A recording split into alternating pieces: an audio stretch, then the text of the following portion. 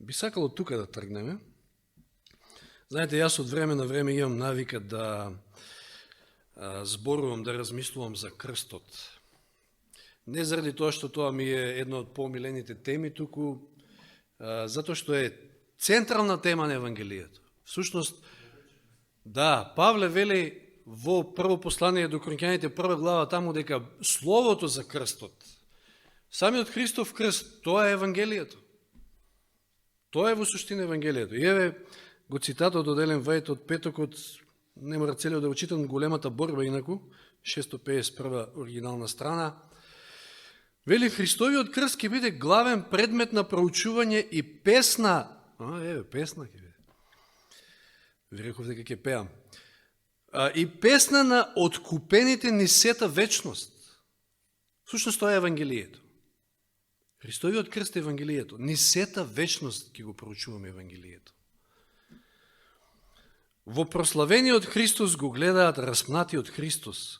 Никогаш нема да заборават дека оној чие што моќ ги создала и ги одржува безбројните светови во Вселената, Божиот мил Син, небесното величество, оној пред кого се клањале херовимите и светите серафими, се понизил себе си, за да го подигне паднатиот човек, дека ја зел на себе вината и срамот на гревот и доживел лицето на Отецот да се сокрие од него и болката за еден загубен свет, да го скрши неговото срце на крстот на Голгота и така натаму и така натаму.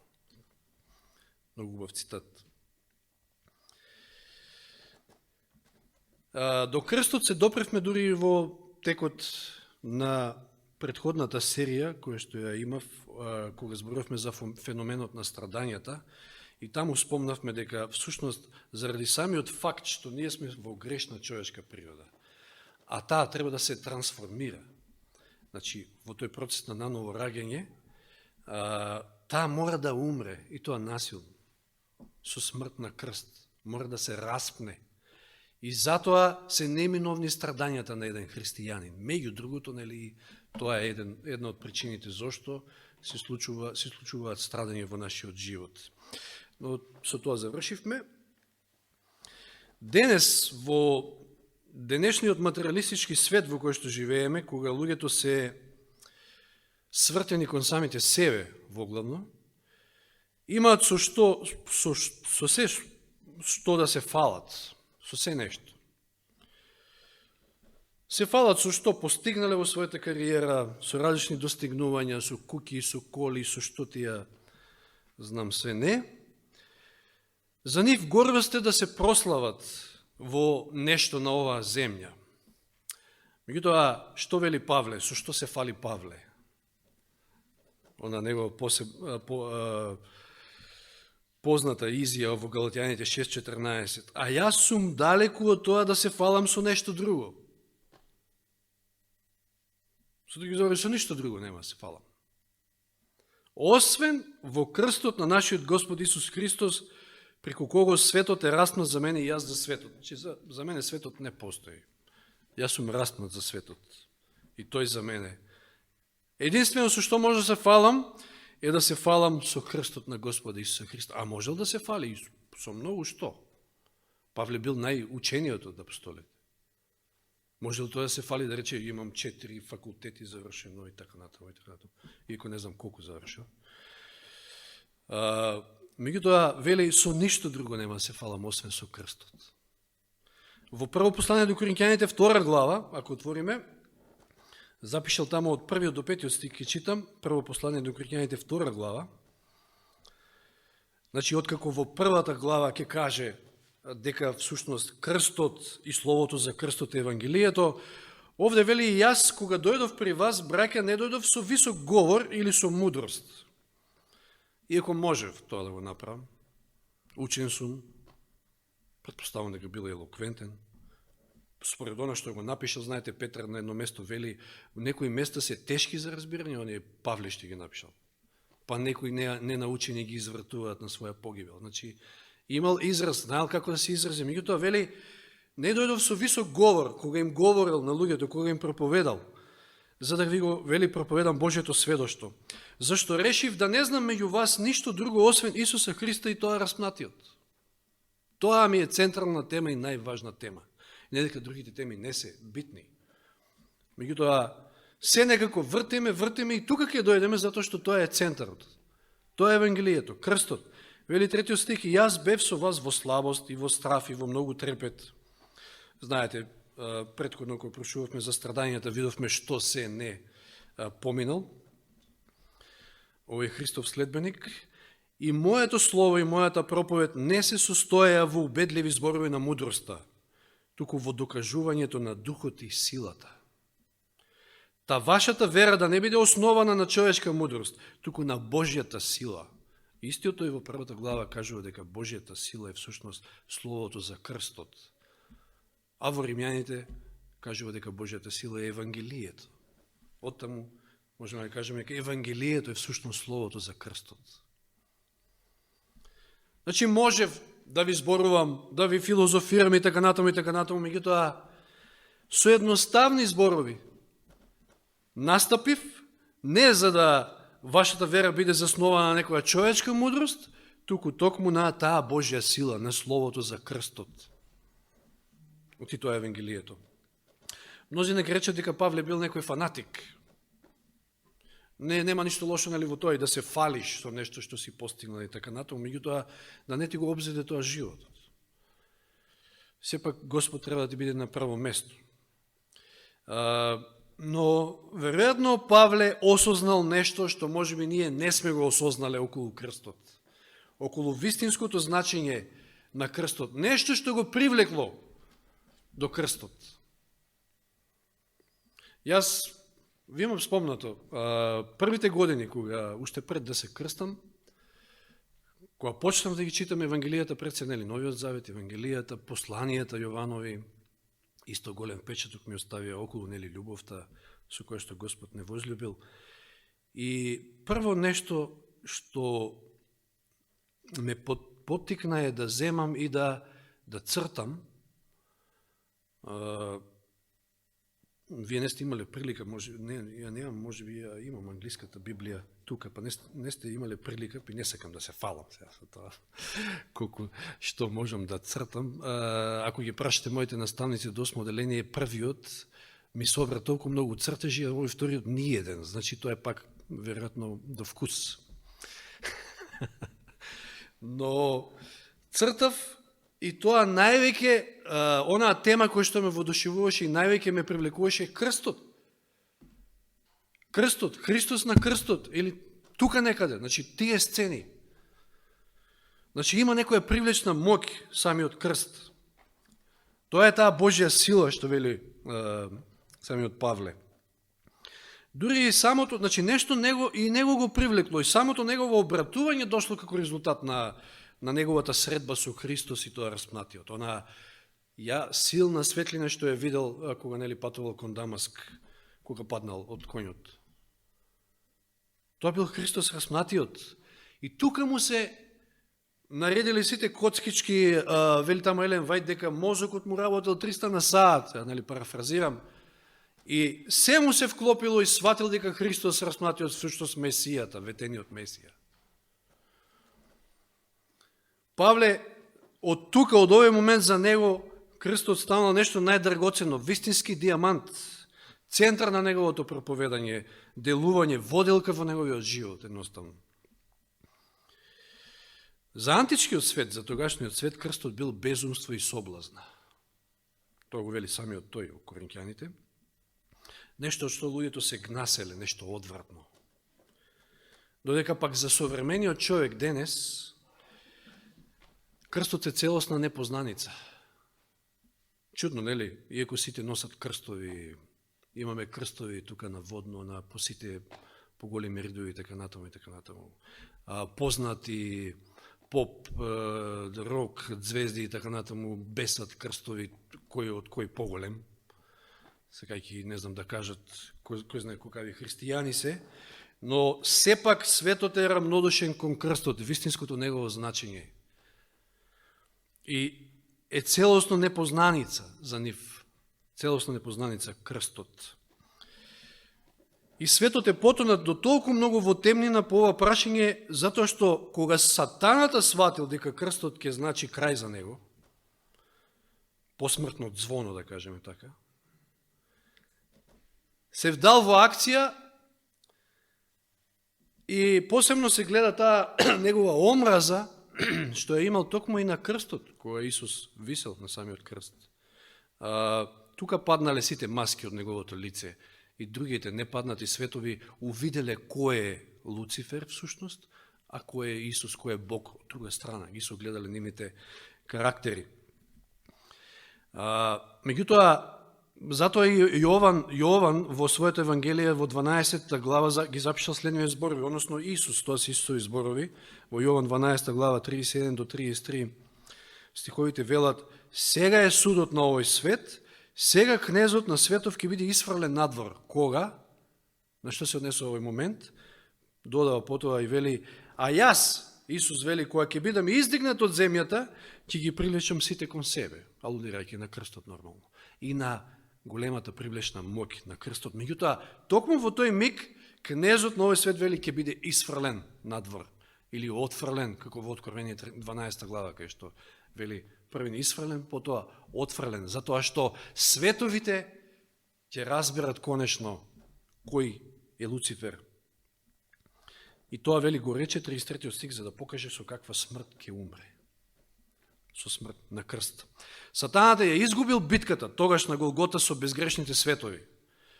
Паднала неговата маска. Меѓутоа се надало дека ќе може сега да ги заблуди, да ги заведе луѓето на земјата и измислил фалсификат христијанство, каде што токму во центарот, едно од карактеристиките на тоа фалсификат, фалшливо христијанство е крстот, ама крстот како символ. И тоа е истакнат максимално до крајни граници. А неговото вистинско значење да се заобиколи ако може. И тоа го имаме денеска во христијанскиот свет. Нешто како ковчегот на заветот, за кој што вчера зборувавме. За израелците ковчегот на заветот станал идол. А Елен Вајд вели, значи сам по себе, како да станал Бог. Изгубиле, не ја спомна таа првата бројка 4000 првин изгубиле во првата битка кога тргнале без ковчегот, па сватиле после дека чекај, ковчегот го немаме, да го земеме ковчегот со нас, па тргнале со ковчегот, па тогаш изгубиле 30.000. За Господ да ги поучи дека не е до ковчегот, туку до Божјето присуство. Значи, како предмет сам по себе, ковчегот вели не бил ништо повреден од обичен сандак, така некако читавме. И крстот сам по себе не е вреден воопшто како символ. Иако јас во тие години луди, минливи, прелазни, како да ги кажам, години која веќе почнав да читам, си го истетовирав самиот тука, крстот. Со што пак не се фалам, меѓутоа кажувам дека и јас сум бил во таа заблуда, дека крстот како символ, леле, не знам што, какво значење има крстот.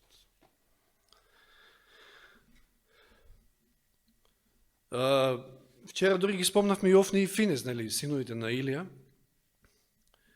Замисли си кои биле, кои пропалици, а свештеници во храмот.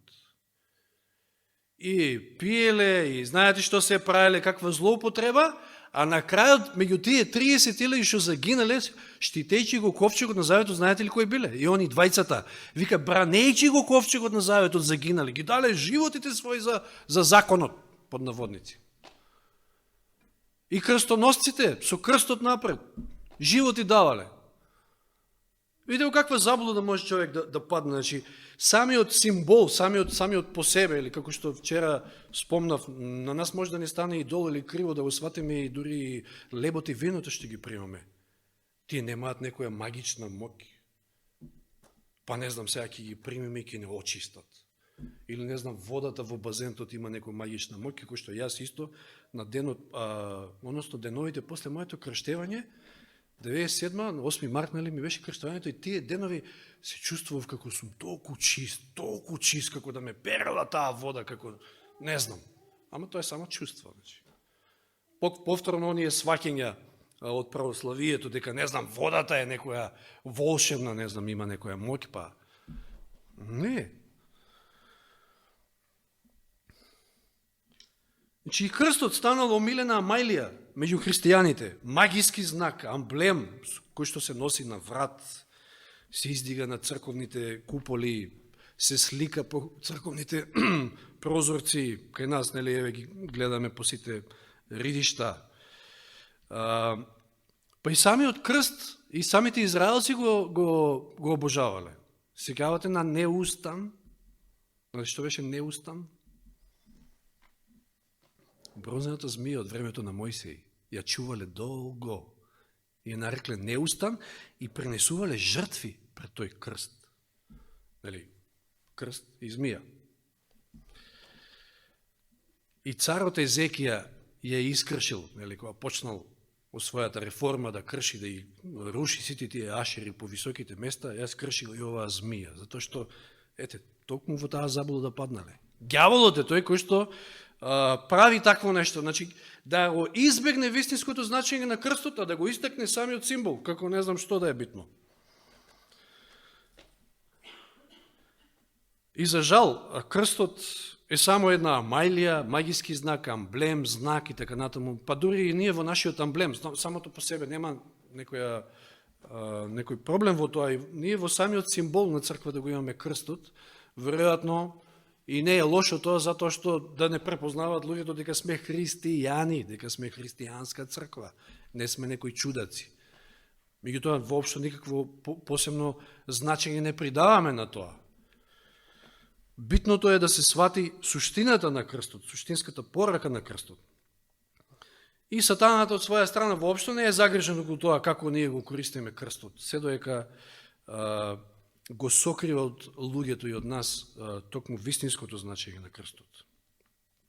И неверојатно каков совршен, перфиден трик користи, колку е интелигентен самиот ѓавол. Значи, символот на својот пораз го претвара во символ на својата победа, на некој начин. Преку тоа фалсификат христијанство. Крст, насекаде крст. А всушност на крстот бил поразен. Каков фалсификатор, каков манипулатор, каква интелигенција. Христијанинот денеска, како и во античко време, луѓето тогаш, евреите, ако го отфрлат крстот, вистинското негово значење, без оглед на тоа што може да прават со неговиот символ, тогаш ќе биде кобно. Тоа како што било кобно за нив тогаш, може да биде кобно и за христијанинот денес. Но знаете, фалсификатите секогаш служат како мамка или препрека да не стигнете до оригиналот. Но оригиналот е тука. Кога имате фалсификати, нормално дека има оригинал. Само треба да го побарате меѓу тие фалсификати. Кога еднаш ќе го најдете, кога еднаш ќе се запознаете со вистинското значење на крстот, нема да сакате да се одвоите. Исто како Павле, ќе ви стане центар во вашиот живот. Главна тема. И како што видовме, Јован 12:32 вели, јас кога ќе бидам издигнат од земјата, ќе ги привлечам сите кон себе. Ја гледаме овде таа чудесна привлечна моќ на крстот. Само ако се опирате, нема да може да ве привлече.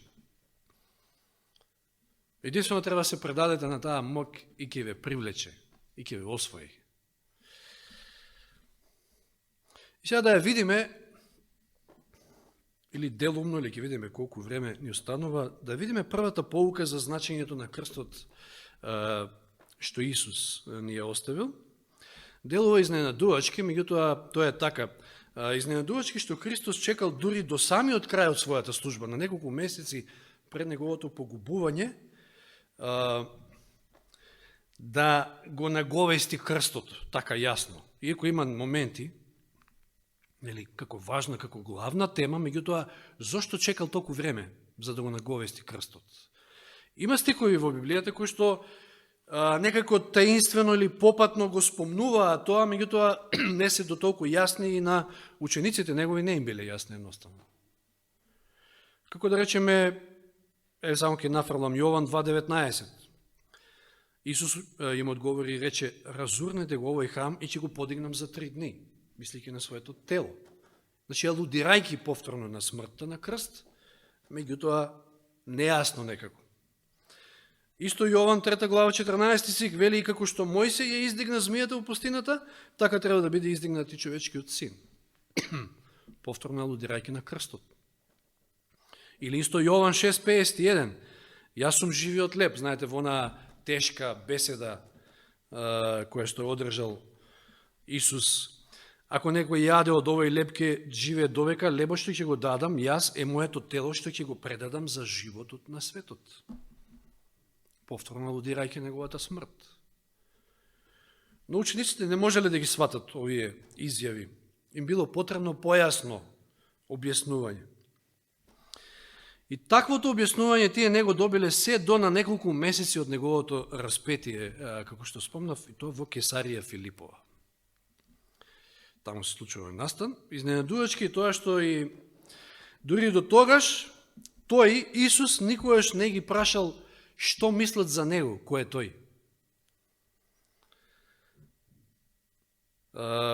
Морал, веројатно, да им даде доволно време да го надминат она почетно воодушевување од неговата служба. Знаете, чуда насекаде се случуваат, болни оздравуваат и така натаму. Требало да помине време, тоа да спласне малку, за да потоа да ги наведе да дојдат до еден трезвен заклучок околу неговото потекло, кој е всушност тој. Но и самиот Исус бил заслужен за тоа. Знаете, често пати се повлекувал, сакал да го направат цар, тој се повлекол, не сакал едноставно да биде фален јавно. Па потоа она тешка беседа во Јован 6 глава, што ја спомнавме, после која го напуштило мноштвото. Изгледало како учениците да имале многу причини во текот на службата негова да едноставно не го видат Месијата во него. И сега, како учениците го препознале Христа? Месијата, дека тој е Месијата. Од друга страна, секогаш им давал доволно докази Господ Исус, и на луѓето, посебно на учениците, имале доволно докази дека тој е Божи син, и тоа не само преку чудата, туку токму преку неговиот однос, оно што и во пуката стана збор на некој начин. Таа чудесна негова љубов со која што им пристапувал на луѓето и севкупниот однос кон луѓето негов. Но конечно дошло време да одговорат на едно директно прашање и во Матеј 16 глава, ќе читаме, Матеј 16 глава, од 13 до 15. Матеј 16, 13 до 15. А кога Исус дојде во околината на Кесарија Филипова, ги праша своите ученици и рече, директно прашање.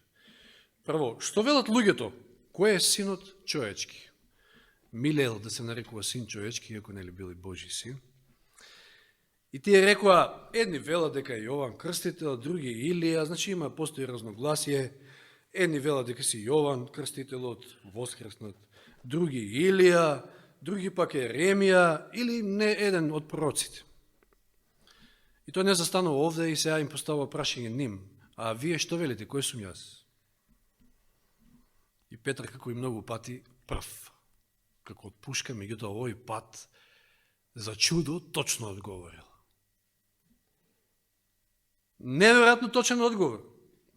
И Симон Петар му вели, ти си Христос, син на живиот Бог. Се извинам.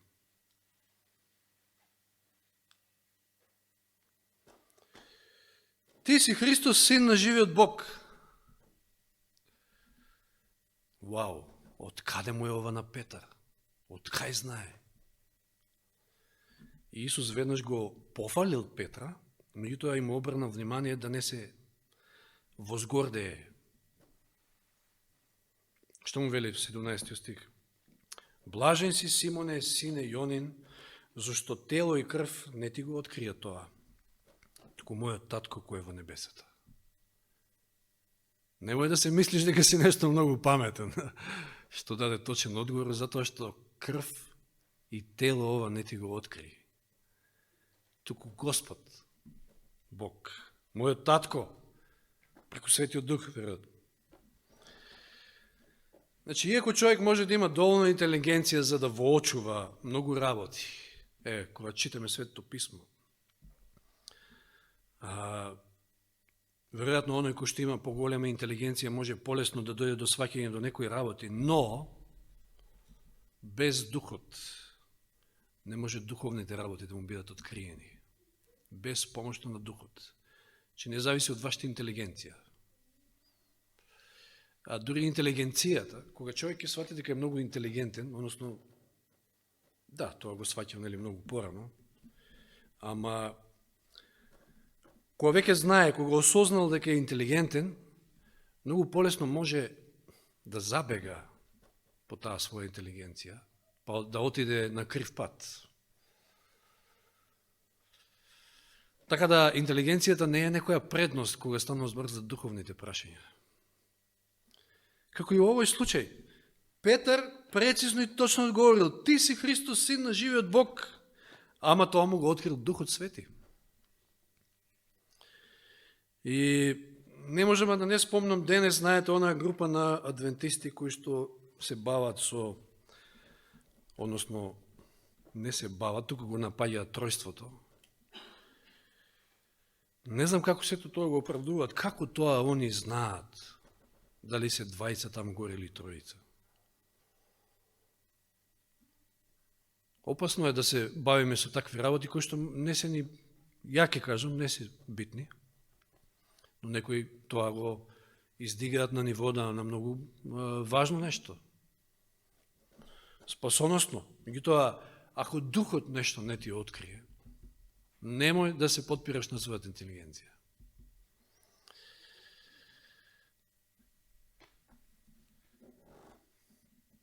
Значи, блажен си, Симоне, сине Јонин, зашто тело и крв не ти го открија тоа, туку мојот татко кој е во небесата.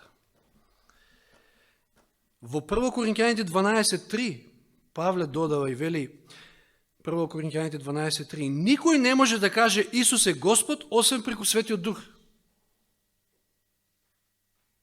Имате цели верски заедници денеска кои што одбиваат да кажат дека Исус е Господ, не веруваат, меѓутоа и било кој од нас да каже, тоа е затоа што Духот му го открива. Не можете сами од себе да осознаете такво нешто. Може би да поврзете некои докази, така натаму, или нам ни е многу лесно, може би денеска, затоа што сме наследили многу нешта, знаеме од претходните генерации. Затоа што имаме ситуација во Библијата, многу пати Бог се појавувал, и тогаш, и денес, но крвта и телото не можат да го препознаат. Вчера спомнав исто во коментарите, додека читавме книгата Патриарси и пророци. Принесувале жртви во храмот, се одвивале сите служби во храмот, значи жртвата која што укажувала на Месијата, Месијата влегува во храмот, тие не го препознаваат. И дадов една многу скудна споредба, ќе кажам. Нели, тоа јагне било слика за ветениот Месија, за жртвата што ќе дојде. Јагнето Божие. Замислите си сега чекате некој патник на аеродром, а не го знаете, само имате слика од него. Имате сликата, во чекате патникот, излегува патникот, не може да го препознаете. Многу тешко сватлjivo, меѓутоа тука многу повеќе има од тоа. Не е само тоа. Значи, ако не открие Духот Свети, ова било едно и опомена, меѓу другото, и пофалба и опомена до Петар. И откако ја искажале својата вера, овде учениците, преку Петра, пред се, можел Исус да почне со изградбата на црквата, затоа ќе искокнеме овие 2-3 стика, нели, кај што му вели на Петар на оваа карпа, ќе изградам црквата, и така натаму, и така натаму. И потоа можел да им ја открие скорешната своја смрт. Откако тие биле втемелени на ова прашање. Што би било ако претходно им ја открил својата смрт, не знам. Веројатно Исус така сметал дека е најдобро. И во 21 стих од Матеј 16 глава вели: оттогаш Исус почна да им покажува на своите ученици дека беше потребно за него да замине за Ерусалим и да пострада многу од старешините, главните свештеници и книжниците, и да биде убиен и на третиот ден да воскресне. Шок! Учениците слушале со неверување. Уште биле под импресии на мислата дека Бог има син, Евреинот слушнал дека Бог, Шема, како беше? Еден е Бог. И сега Бог имал син. Предходно слушнал дека Бог има син, па сега и тој син, кој што е ветениот Месија, треба да отиде во Иерусалим и да загине. Шок невиден. Место да биде крунисан за цар, да се зацари на земјата, он сега треба да иде и да загине. Не било едноставно. Тоа било за нив навредливо, било срам Месијата кој што тие го очекувале да оди да загине. И сега блажениот син Јонин, односно Петар, повторно брз и прв настапува, што вели, кога ги слушнал тие зборови, го повлекол Христа, чека сега да му одржи он лекција на него. Што му е на човеков? Нешто не е избалансиран како што треба. Што зборува? Ќе оди да загине. Што му вели во 22 стих? Петар го зеде на страна и почна да го кори, велејки: Бог да е милостив кон тебе, Господи, тоа никогаш нема да се случи. Нема шанси. Што зборуваш? Па крстот е за разбойниците, крстот е за престапниците, а не за добрите луѓе, а посебно па не за Божиот син. С краја нека е. И тука се почетоците на тоа, можам да кажам, и уште предходно, мислам, кај во античкиот свет, на тоа дека крстот станал соблазна и камен на сопнување, воопшто за човечкиот род, не само за тогашните генерации. Меѓутоа, оваа збунетост кај учениците што ја гледаме не треба да не изненади. Зошто? Од самиот факт, ако крвта и телото не се во состојба да сватат дека Исус е Божи син, тоаш колку помалку, па оваа права вистина за значењето на крстот. Воопшто не се за осуда учениците. И како што кажав, добро било што Исус прво ги навел да прифата тоа дека е Божи син, а потоа им ја открили оваа вистина. Дека Божиот син треба да пострада. Ако било спротивно, веројатно не би го прифатели можеби и првото. Сега, прашањето, дали ние сме подобри од Петар?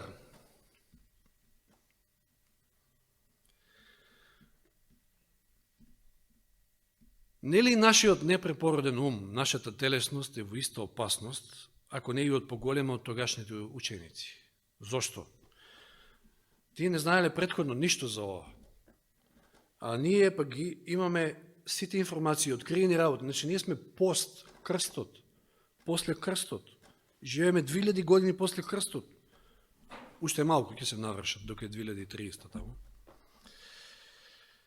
Годината за која што велат, не знам дали прочитавте некоја, дали беше романска монахиња, прорекла, наводно Господ и се јавил дека 2030 ќе дојде крајот на светот. Како што до сега доаѓаше, нели? Многу пати. Но многу ја спомнуваа таа 2030, како и да е. Да се вратиме на темата. Значи, ние живееме после распнувањето, знаеме многу факти околу тоа. Но дали сме по-паметни од Петар, затоа што имаме, нели сме по-просветлени, живееме во по-просветлено време во однос на овие работи. Па самиот факт, ако телото и крвта, ќе нагласам, не можат ништо да ни откријат, тогаш која е нашата предност? Духот е тој кој што му открил на Петар, Духот е тој кој што ќе ни откри на нас. Немаме ние предност пред Петар, ниту пак тој пред нас. Значи, ако не сватиме дека нашата природа не е ништо поразлична од Петровата, тогаш можеме да ја повториме само неговата грешка, ништо повеќе. Јас тука ќе прекратам, затоа што времето одминува, ќе видиме понатаму, следната сабота, која е причината зошто Петар вака изреагирал и зошто Исус така го прекорил. Знаете што ќе му рече? Бегај од мене, сатано. Ти си пречка. Страшни зборови. Но ќе видиме следната сабота за тоа. Нека му е слава на Господа за овие откриени вистини. Амин.